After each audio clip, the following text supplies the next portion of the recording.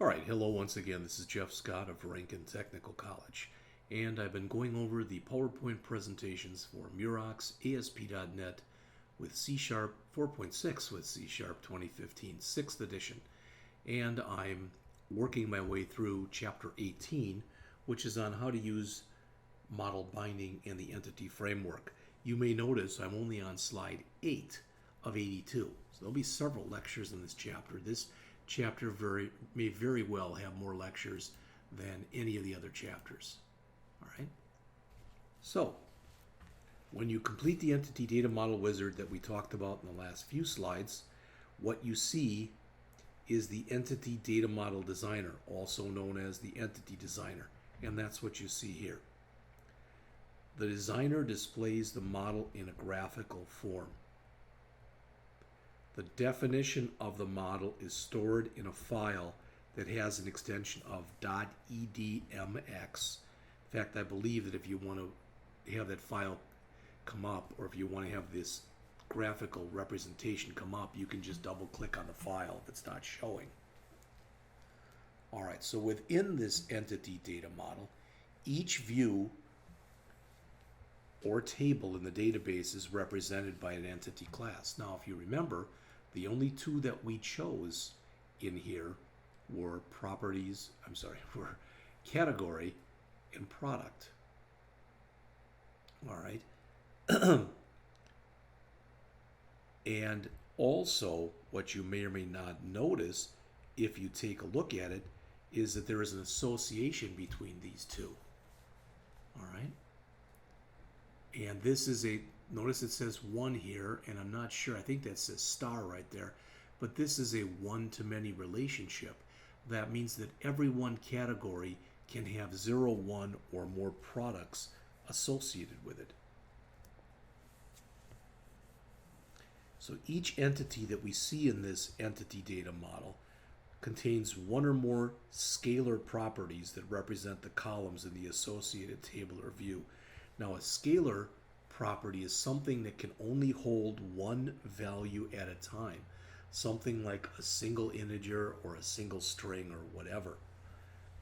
Now, you'll also notice these two categories are related, and they also have navigation properties on the bottom of each one. Those properties provide access to one another. For example, the category entity includes a navigation property named products that can be used to retrieve all the products in a category. In a similar way, the product entity contains a navigation property named category, which can be used to retrieve the category for a product.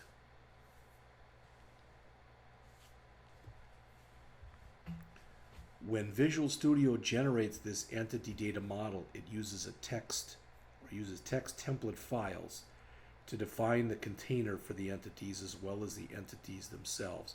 It gets to be pretty, for lack of better words, pretty hairy with all the stuff that's in here. If you decide you ever want to update the data entity model, you can use what's called the update wizard. The update wizard lets you change the entity model so it reflects any changes that have been made to the structure of the database when you first created the model. You can also use this wizard to select tables, views, stored procedures, functions that you didn't select when you first created the model. All right. To bring in the update wizard, they do mention this on the bottom of page 645. It says to display this wizard, right-click anywhere in the designer and then select Update Model from the database. Okay.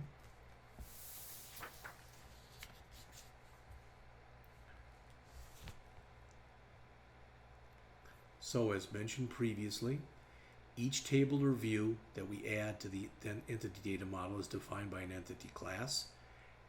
Each entity class contains scalar properties. We talked about what those were. If any two tables are related by a foreign key, an association is defined. Well, notice we've got category ID here and here. This is the one side, this is the many side. When you take the primary key from your parent or your one side and you add it as a regular field in the many or child side, that becomes a foreign key. So that's the association that's been defined between those two classes. And as it says, the association is defined by the navigation properties, which allow you to be in one class and refer to the other one.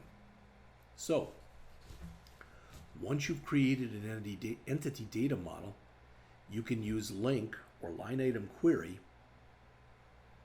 to work with its classes, properties, and methods. And that's what a lot of the rest of the chapter is about.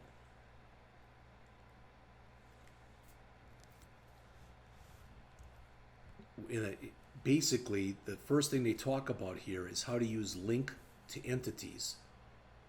And you use that to retrieve, update, insert, and delete data. Sound familiar? It sounds like basic CRUD operations. All right. They also mention on page 646 that we'll also learn here how to provide for concurrency. So, to use link to entities, you must first create an instance of an object context for the entity data model. That's what you see in the line right here. This statement creates an instance of the Halloween entity's context and stores it in a variable named DB. Once you've done that, you can use the properties that are associated with this object to refer to the entity collections in the entity data model. For instance, as it says here, the first query expression that you see right here, it uses the categories property of the object context to retrieve all of the data in the categories table. So these are together. All right. So what is it? We've got a variable called categories. Notice we use var. All right, categories equal DB, which is this. So it is basically, it's the instance of our object context dot categories. So that's allowing us to grab the table. Then we're saying, notice our drop-down list dot data source equals categories dot to list. That's going to again retrieve all the stuff from the categories table.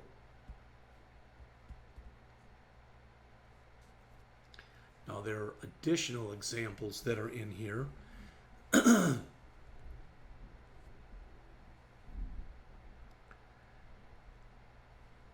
This does the same, basically will do the same thing, but this is the first time in here you see an example of link. And I think I mentioned this in an earlier chapter, but on off chance I did not. What link basically does in many people's minds is it's kind of a, for lack of better words, it's SQL but out of order. All right, because normally if you wrote this with SQL, you'd say select. Now you've got C here from C in db.categories. It says order by C.longname, select C. Well, what the heck is C? All right. That's a variable I think we're creating on the fly. So we're telling it that we want it to go through the categories table. We want to select everything that's in it and order it by the long name. So again, it's not totally different. And if you've got a background at all using SQL, ideally at least, that makes a little bit of sense.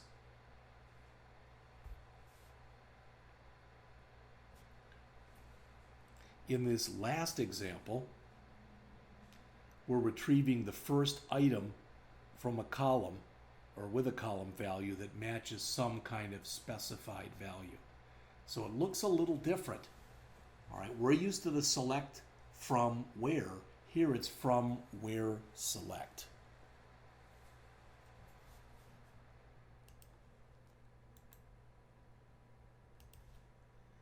Let me check my time here. I'd like to keep all of these videos no longer than 15 minutes in length, or each of these videos, I should say. I'm at 10, so we can go a little longer here.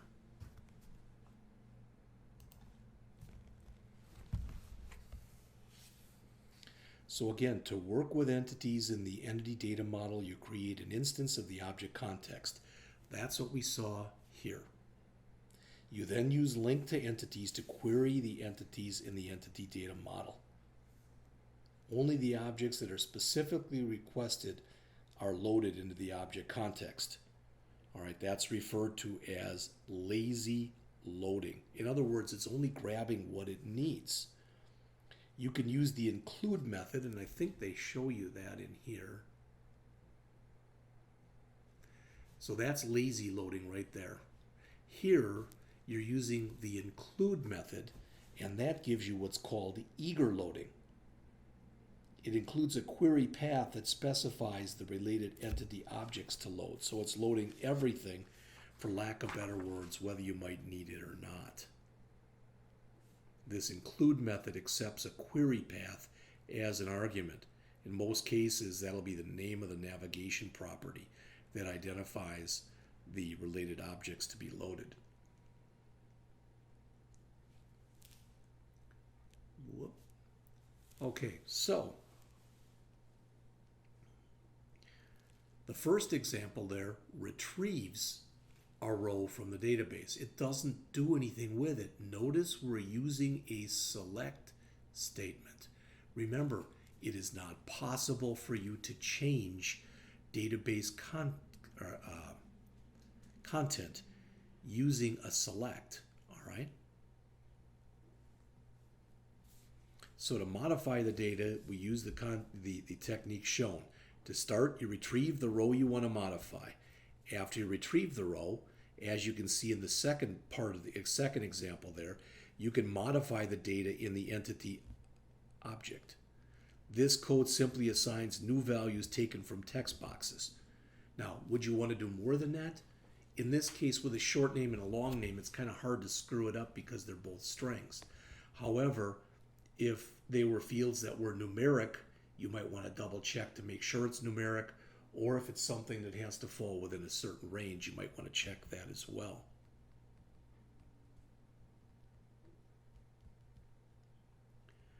All right. When the save changes method is called, the changes are then saved to the database. Now that's how you update an existing row. The example here shows you how to delete an existing row. So to start, you retrieve the row that you want to delete just as you did when you modified. Then you call the remove method. So we have to first select just like before, but then call the remove method, and then again save our changes. Now in most cases, when you delete a row with a one-to-many relationship, which is what you want whenever possible in a database, all right, you'll want to delete the related rows as well. What that means is this. If we're going to remove a category, remember what we showed you before. This is the primary table. This is the secondary table. So if I'm going to remove a category from my category table, then I want to remove all of the associated products that are in the product table. All right, I don't want to have any orphan products that don't have an associated category ID. All right, and to make sure that you do that, you typically will set your cascading up to cascade deletes, which means literally when you remove when you remove a parent, remove the child as well. Now, by default, and this is mentioned on the bottom of page 648, by default, optimistic concurrency is not used when you modify or delete a row in a database. However, the entity framework maintains the original values, which means that you can use optimistic concurrency if you want to. And if you do, as it says there, this says, think about it, try to save your changes. But if you run into a concurrency exception, handle it. All right. So we looked at update, we looked at delete, All right, so what does that say? Well,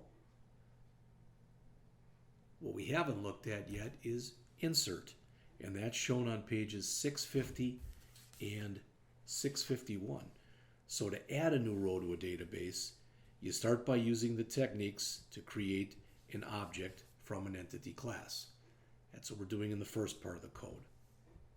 It starts by creating a new category object, then it assigns values taken from text boxes to populate that. After you create the new object, you need to add it to the collection of objects in the object context. You do that using the add method, and that's shown in the second example. That's pretty much in the middle of the slide here. They do show on the bottom another way to do this is through the navigation property of the new category, and they show that at the bottom. But again, the idea here, what you're seeing, is what we looked at first. All right, there's the select. Then we had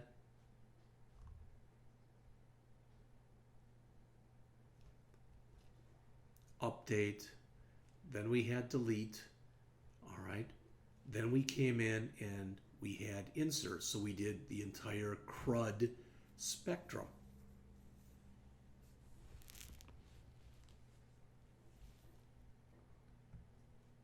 All right, the next part of this starts to get into how to use model binding to display data.